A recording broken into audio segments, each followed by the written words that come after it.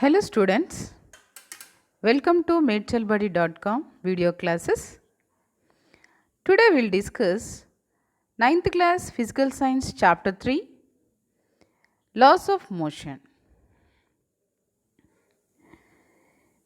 Students, we observe the changes in motion of many objects around us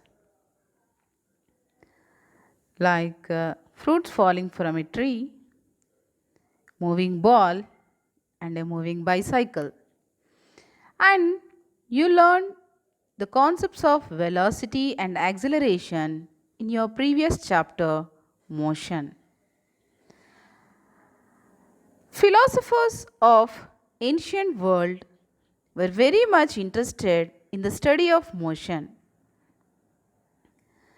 One question always popping in their minds was, what is the natural state of an object if it left to itself? That means when an object is left at one place, what is its state? That means either it is a rest or in motion. Our common sense tells that every moving object on the earth, if it left free for some time, gradually comes to rest by itself. What happens if you stop pedaling your bicycle? Yes, obviously, it slows down gradually and finally stops. When we are kicking a ball, it travels some distance and after that, it stops. We wonder to know that Aristotle, a great philosopher of that time, also concluded that the natural state of an earthly object is to be at rest. He thought that the object at rest requires no explanation, as any moving body naturally comes to rest. Yes, that Aristotle concluded that the natural state, that means the actual state of an object on the earth, is to be at rest. Next, one more philosopher, Galileo Galilei, he has given his ideas on moving object by conducting two experiments. He did his experiment on inclined planes with smooth surfaces. For that, he has considered a smooth surface, and when a marble is rolled down a slope, it picks up speed due to the force of gravity of the earth. When the object rolls up on an inclined plane, its speed decreases because the gravitation pull is there in the opposite direction towards down. And when he has considered a marble on the level surface, here the gravitation pull is same at each and every point. So there is no reason to speed up or slow down the marble. So it will continue to move with constant velocity. By this experiment, Galileo came to a conclusion which was totally different to Aristotle's belief that the natural state of an object is rest. And Galileo has performed one more experiment.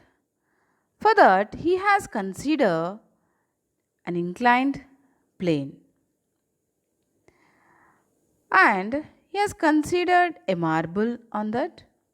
he released the marble from its initial height. It's rolled down due to the force of gravity and then moves up the slope until it reaches its initial height.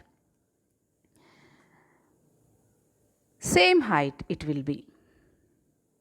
Then he has reduced the angle of the upward slope and did the same experiment. Then the marble, which is rolled down due to the gravitation force, is again rolled up the same height, but it had to go farther in this instant to reach the same height. He made his observations by further reducing in the angle of the upward slope. He got the same results. To reach the same height, the ball had to go farther each time.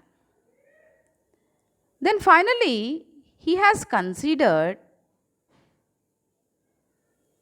a plane surface.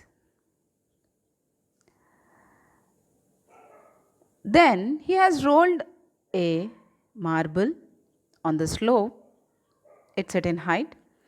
The marble rolls down due to the gravitation force and then it starts rolling on the level surface. And then a question arose in his mind that how far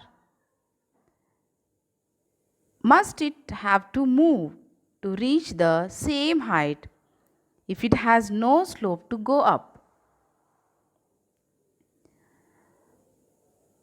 Since it has no slope to go up, obviously it should keep on moving forever along the level surface at constant velocity. Then he concluded, Galileo concluded that the natural state of a moving object, if it is free of external influences, is uniform motion. That is, an object in motion will remain in same motion as long as no external force is applied to it. So, by observing all these experiments, external force is required to stop a moving object. Yes? Yes. Galileo imagined a world where there is no friction, but friction is very important. It is very important to perform many physical activities. Build upon the ideas primarily developed by Aristotle and Galileo, Sir Isaac Newton proposed his three fundamental laws, which explains the connection between force and change in motion. These three laws are popularly known as Newton's laws of motion.